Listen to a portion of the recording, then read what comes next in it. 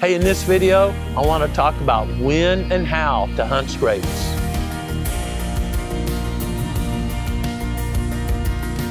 A scrape is simply a form of what we call, we being researchers, signpost communication.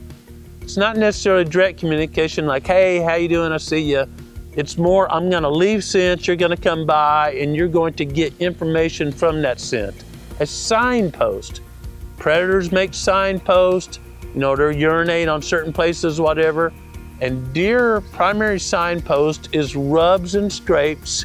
Scrapes, of course, where they paw all the leaves off the ground, urinate, defecate, and other stuff in that scrape, and the overhanging limb.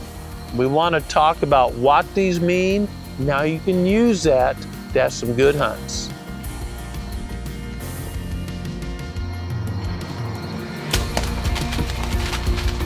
Scrapes are used year-round, but the primary time we hunters tend to focus on scrapes is during the pre-rut, or in most places that late October, early November timeframe. We know that as the days start getting shorter and shorter, testosterone in bucks starts getting higher and higher, and that's what causes that pre-rut and rut action. Testosterone changes also cause, antlers to harden off, shed the velvet, stuff like that. But when they reach a certain state, bucks are going to be keyed in to leaving their scent on a scrape. Again, they're going to work the ground portion. They're going to paw, and there's a scent gland in between their toes called the interdigital gland. They're going to urinate in there, drip saliva, salivate in there, defecate, and some other stuff in that scrape, and all these are leaving communication. We don't know exactly what that means. There's a lot of theory, and I'm not going to go way deep in the weeds on the theory, but most people, most researchers certainly agree they're communicating their breeding status and their hierarchy in the herd, their dominance level among other bucks.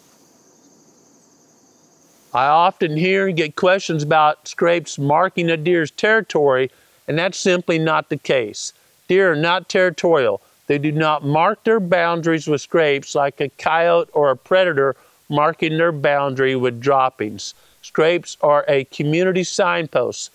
Bucks, does, and fawns all use scrapes. Multiple bucks will use the same scrape. More support for the theories researchers have that scrapes are about communicating breeding status among the herd is that they peak out in use during the pre-rut.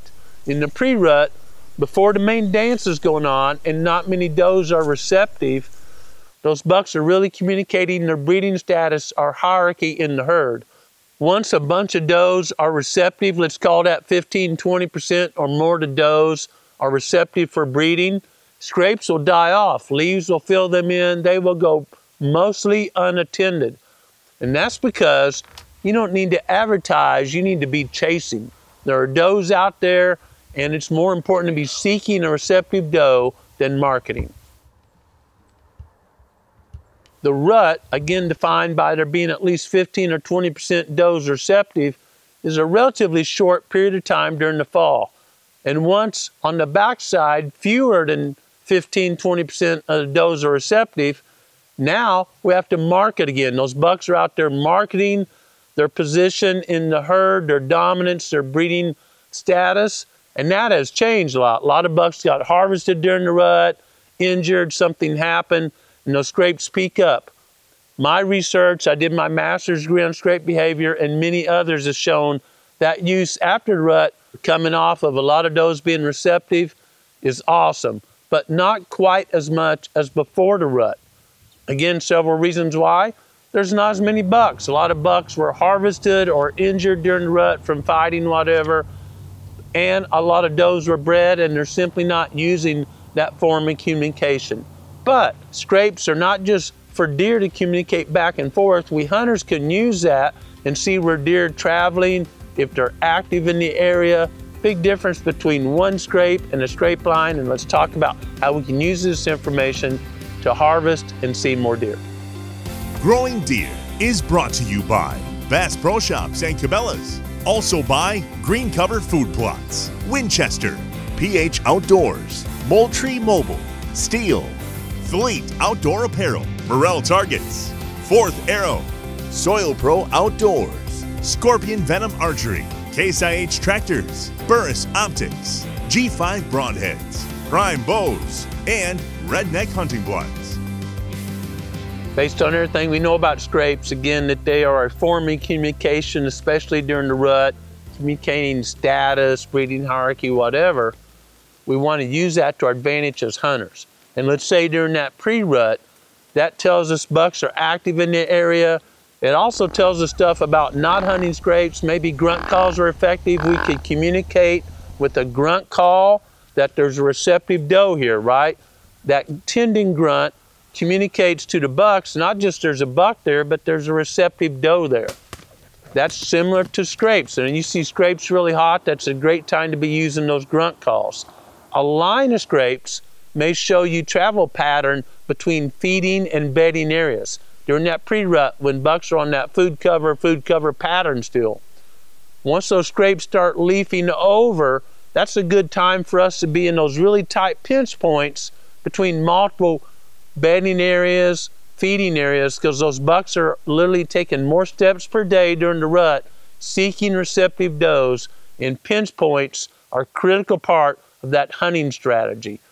You may not want to hunt directly over a single scrape unless it's a quote-unquote traditional scrape, and I'll define that in just a minute. A line of scrapes that goes down to a narrow pinch point, maybe a river makes a bend in or clear cut sticks in, something like that. I'd probably rather hunt that pinch point than any one scrape, knowing bucks are in the area, but my chances of being within bow range are better at that pinch point. I think my message here is scrapes communicate a lot to hunters as well as deer. They're not necessarily just a place to put a stand or a blind. And my exception to that is traditional scrapes. You may know an area that there's a scrape every year, year after year, during the pre-rut. Not one of those early scrapes on the edge of a big oak that's got an overhanging limb just the right height at a field edge. You can kind of count on some bucks making a scrape there at the start of hunting season every year. They're just kind of, hey, I'm here, what's going on? It's a nice limb, I'm gonna make a scrape. A scrape that deer initiate, not a mock scrape. They've made this scrape, they use it in the exact same place year after year after year, tells me that's the place deer wanna be.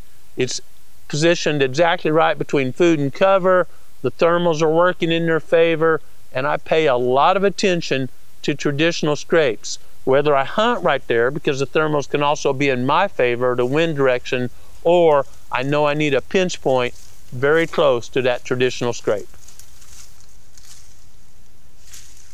As far as hunting near where I'm looking at a scrape, I really want that to be a traditional scrape, something deer are patterned to using year after year. But I may not be 15 yards away, because I know from a lot of experience, and others do too, that a lot of times bucks come in downwind of the scrape and simply scent check it. They're just moving through scent checking.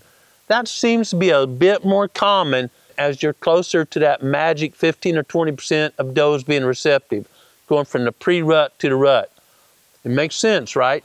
During the early part of that pre-rut, it's all about marketing. Hey, there's so few girls wanting to go to the prom, I got to market. But as you get really close to the rut, you're just scent checking that to see if a receptive doe has passed by.